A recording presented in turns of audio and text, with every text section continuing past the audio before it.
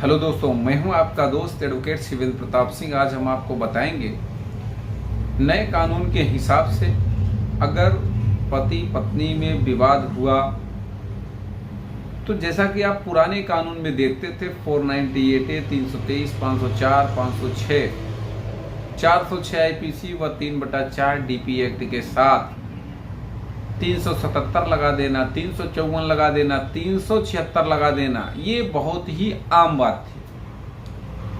तो क्या नए कानून में इन सभी धाराओं में अगर FIR होगी तो आपको क्या करना होगा, इसके बारे में बताएंगे। साथ ही साथ बताएंगे कि किन कंडीशंस पे ये धाराएं लगेंगी या नहीं लगेंगी। जैसे मान लिया जाए 498A की बात करते हैं तो भैया 498A तो रहा नहीं। अब अगर पति पत्नी का विवाद हुआ, मारपीट हुई, लड़ाई झगड़ा हुआ, दहेज की बात हुई या नहीं हुई, झूठा भी तो लिखाया जाता है। तो ऐसी स्थिति में धारा 86 भारतीय न्याय संहिता की धारा 86 उसी के साथ 112, 351 BNS वगैरह वगैरह, मारपीट, लड़ाई झगड़ा, वाद विवाद जो भी है, अगर स्त्री धन की बात आई जो 406 पहले लगता था, 316। तो कहने का मतलब इन सबों के अलावा धारा 64 बहुत अहम कड़ी होती है। अगर FIR में धारा 64 इन 376 जेठ पे, देवर पे, ससुर पे लगा दिया जाना आजकल ये फैशन हो गया है। वास्तविकता ये है, सच्चाई ये है कि किस ग्राउंड पे ये लगना चाहिए, इसको लोग बहुत आराम से और हल्के में मान लेते हैं कि भैया तुम जिस पे आरोप लगा रही हो वो तुम्हारा क्या है।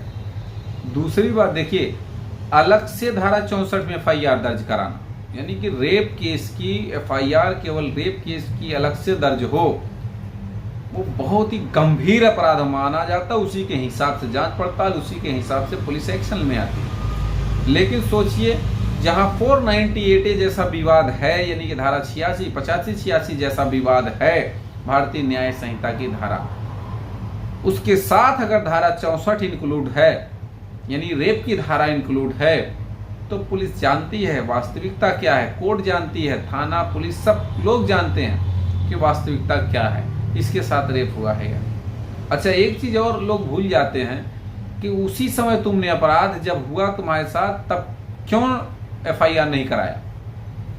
मायके में 6 महीने 1 साल बैठने के बाद तुमको याद आता है कि भैया अब FIR करना चाहिए। नहीं, नौटंकी ये होती है। सिर्फ आप मायके में बैठी थी, मन मुताबिक आपको मेंटेनेंस चाहिए था, मन मुताबिक मोटी रकम लेकर आप समझौता करना चाह रहे थे।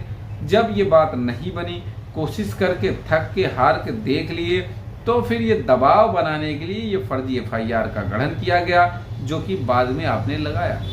क्योंकि देखिए, जिसके भी खिलाफ ये गंभीर अपराध होगा, कोई अगर वो चुप बैठे तो हम तो समझते हैं कि अपराध को सहना भी तो अपराधी ही अपराध को सहता है।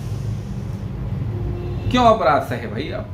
आपके खिलाफ अगर ये हुए, अपराध हुए, तो आपको उसी समय, उसी टाइम पे, तत्काल जहां आप थी वहीं पर पुलिस बुलाना चाहिए। सबको तुरंत जेल भेजना चाहिए, उसी फटे हाल में वहीं पुलिस बुलाना चाहिए। कुछ लोग कहते हैं कि मेरे पास उस समय मोबाइल नहीं था, मुझे खाना नहीं दिया जा रहा था। चलो ठीक, ये भी बात मान लेते हैं, ये भी बात आपकी मैं मान ले रहा हूँ। तो मायके तो आ गए ना किसी हालत में, कैसे भी आए, मायके आए।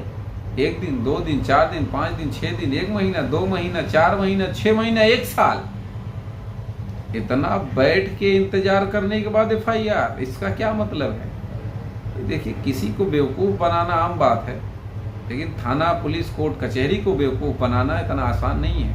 हर व्यक्ति हर एक सच्चाई को जानता है, लेकिन वो मजबूर होता है। पक्षकारों की जो बात है वो हर एक वकील जानते हैं, लेकिन भाई जो आप कहोगे उनको रखना पड़ेगा।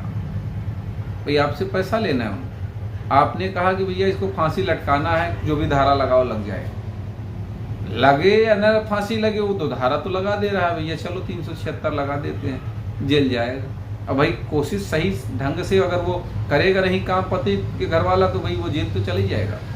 पति के घर वाले जिसके ऊपर 376 लगी है, अगर वो सही टाइम पे सही काम नहीं करें तो जेल तो चले जाएंगे। तो अगर ऐसी स्थिति में फर्जी FIR हुई है तो पति को सीधे हाई कोर्ट आना पड़ेगा, और नहीं तो 100% वास्तव में वो जेल चले जाएंगे। कोई सवाल शेष रह गया तो स्क्रीन पर चल रहे नंबर पर फ़ोन करके भी आप जानकारी ले सकते हो। उम्मीद करता हूँ, आशा करता हूँ आज का यह वीडियो आपको बेहद पसंद आया होगा। अगर वीडियो पसंद आए तो वीडियो को लाइक करें, शेयर करें। यूट्यूब चैनल SP 72 कानून प्रयागराज को जरूर सब्सक्राइब